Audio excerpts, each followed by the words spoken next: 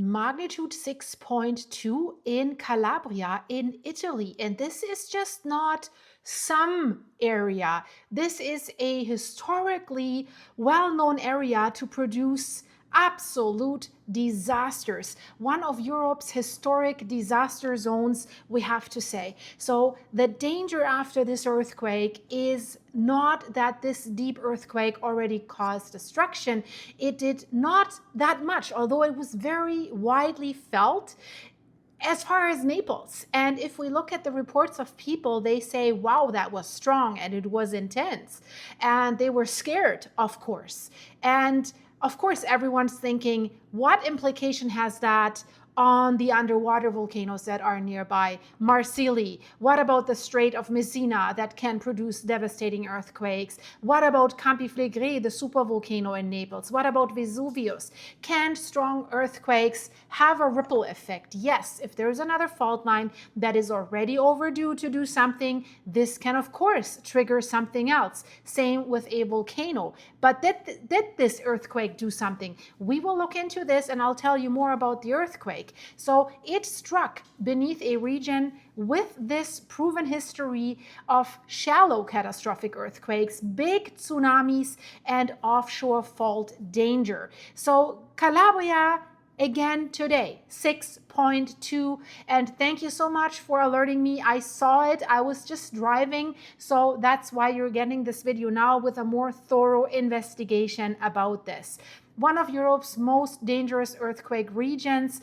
It has produced catastrophic earthquakes. For example, in 1783, a violent earthquake sequence has devastated southern Calabria, has ended tens of thousands of people. So the historical database lists that area, the wider Calabrian earthquake area and that disaster, at about 60,000 people that were lost at that time. And it wasn't highly densely populated as it is today. So that was 1783 to 1786. Imagine something like that would happen again with the densely population that is there, with the tourists on the beaches. So one event alone in 1783 is associated with roughly 30,000 people that were lost, one earthquake. And then the sequence within 3 years, over 60,000. But that was not it. Not that long ago, if we think. In 1905, another major earthquake struck central Calabria. The INGV estimates for that event that it has 7.0 to 7.1. And wait, there's a reason why I'm telling you this, right? Heavy damage at that time across Calabria and part of Messina. And we still have these buildings standing, these old buildings in Naples and everywhere, where a magnitude 5 plus, if it's at the right epicenter, can bring all these buildings down. So maximum shaking intensity at that event around 10 to 11 on the Mercalli scale, but then came 1908. The Messina and Reggio Calabria disaster. A magnitude 7.1 earthquake hit the Strait of Messina, destroyed large parts of Messina and Reggio Calabria, triggered a devastating tsunami about only 10 minutes later. Imagine you're lying on the beach, you're on your beach chair, on vacation. So many people do not know that, how dangerous the area is there. And every earthquake can trigger underwater landslides. You don't even need an underwater eruption. And these landslides can displace enough water to cause dangerous tsunamis out of nowhere. So, but the 1908 earthquake, still not as highly densely populated, not that many tourists, and at around 80,000 people. You hear me right. This is what the Italian Civil Protection says. So when Calabria shakes, like today, people remember immediately what can happen in this region. So, but tonight's earthquake, what happened just in that area is different. And that difference is the key to understanding the real danger that comes from earthquakes like this. So that earthquake struck offshore in the Tyrrhenian Sea off the northwestern coast of Calabria near the Cosenza coast. So INGV lists it as 6.2, quite deep.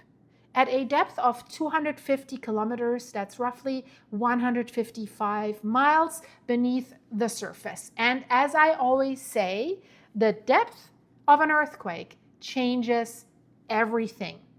So a shallow magnitude 6.2 underneath Calabria could be an absolute destructive disaster. But this quake was not shallow. Is it harmless? That's the question. It came from deep inside the earth, inside a subduction zone. And subduction zone, if they're deeper down, that tells us something's happening there. Inside the subducting slab beneath the Calabrian arc, another subduction zone. So, because many of you have asked me, is Italy breaking apart? No, it's not breaking apart. This is not what this earthquake means. Again, we have known tectonic subduction zones. So whenever we see a subduction zone earthquake, it's not that the region or the country where it happens is breaking apart, right? We've seen this in Kamchatka, in Tonga, in Indonesia, in Japan. What breaks the areas if it's big enough, if it's a mega thrust earthquake and we have a tsunami and big shaking, that's the problem, right? So, but this doesn't mean anything's breaking apart. So, but it was deep inside the earth, and it matters a lot. So deeper down, it was felt across such a wide area. And this is also why the first official reports show no damage to people or buildings, because it wasn't shallow. So the quake was felt across southern Italy, including Campania, the region where we have Campi Flegrei and Vesuvius, Puglia, Calabria, Basilicata, and Sicily with Etna. And that is also crucial. I told you in one of my last videos. I'll put it in the end screen. Etna, there's something under Etna that is unlike any other volcano, and Etna is highly dangerous. And I'm not talking about the nice touristy lava flows underneath. It can destroy everything. It can do something, tsunamis that nobody imagines. And the why, watch the video in the end screen. So people in some towns were running on the streets because they were worried that their homes might collapse. Emergency lines received many, many calls, and authorities began checks with the mayors of the towns near the epicenter area, including Cetrano, Lamezia Terme, and Amantea. So it seems there is not much damage. That's the good thing, right? And that's the strange part for many people. A magnitude 6.2 sounds enormous for old masonry homes in Italy, and it is very serious. But 250 kilometers deep, 150 miles, behaves absolutely different from a shallow one. And the energy, if it's deep down, it travels far. So that's why the shaking can be felt through a huge region. And people heard it. They heard a loud roar and a boom and roaring sound. Buildings were swaying. But the strongest destructive energy is not concentrated right at the surface where the building stands, right? So if that was a shallow crustal earthquake. But because it was so deep and it traveled so far, people could feel it in Naples, in the Vesuvian area, in Palermo, in Calabria, and across the south. So now here's the tectonic part of all of this. And this is where the story does get bigger. Southern Calabria sits on one of the most complex systems in Europe. So to the east and south, we have the Ionian lithosphere that is being forced beneath Calabria, subduction zone. And that deep slab is still deforming. So it's still releasing energy, and deep earthquakes in this part of the southern Tyrrhenian Sea are definitely linked to that subduction process. So this was not just any earthquake near Italy. It was a deep earthquake under the Calabrian arc, a well-known system for earthquakes, the same broad tectonic engine that helped create the southern Tyrrhenian Sea, the Aeolian volcanic arc. We know subduction zones, we do have volcanoes, right? And the underwater volcanic province, we have to say, that also includes that monstrosity of an underwater volcano, Marsili.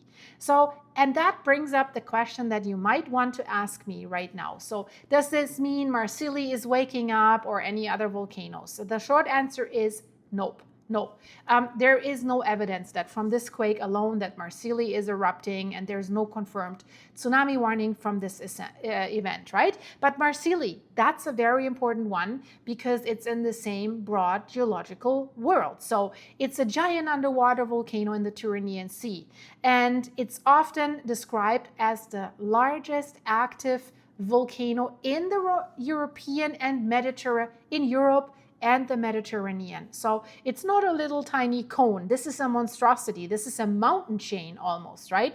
Massive, massive submarine volcanic structure. It's roughly 70 kilometers long and 30 kilometers wide. That's 43 by 19 miles. This is big, big, big, big. So when a very deep magnitude 6 earthquake hits the Calabrian Tyrrhenian system, it does not mean that Marsilli should erupt, but it does remind us that we're dealing with a very deep engine underneath southern Italy that is for sure active. Italy is a country that has to deal with earthquakes on a regular basis, unfortunately, right? So the correct warning is we're dealing with this engine. It is there and it can produce a lot of bad stuff. So, but we do not have to create fake panic or Marsilli is exploding or Italy is breaking. It's not. But the warning is a powerful deep earthquake has just hit beneath one of the most dangerous tectonic and volcanic regions in Europe. And of course, Campi Flegrei is another concern.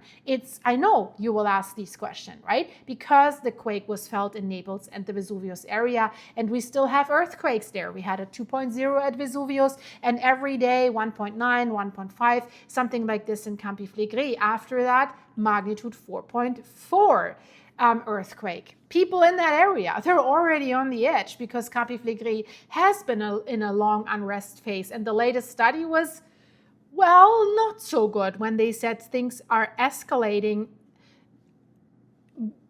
beginning in 4 years, basically, and the curve is not going in a straight line. It's going really in an escalating line. So watch that video in the end screen. It's very, very interesting. But I want to make clear, this was not a Campi Flegrei earthquake, right? The quakes at Campi Flegrei are shallow, local, and they are only connected to deformation in the caldera near Pozzuoli and Naples. But to the quake that we're dealing here with, the 6.2, it was deep, offshore, linked to the Calabrian subduction system, right? It was large enough to wake people up. It was happening at night. People said, why does it always happen in the darkness at night? So people were running out of their homes, right? They don't know. Was this a 7? Was this, what was it, right? So of course, better be safe than sorry. Was loud rumble. So tonight, it seems Italy may have avoided the worst, but bad stuff still can happen, and it will. Shizzy's going to hit the fizzy again, guys. So be safe, be prepared, and definitely, guys, check out the video in the end screen. One of those, it's highly, highly interesting.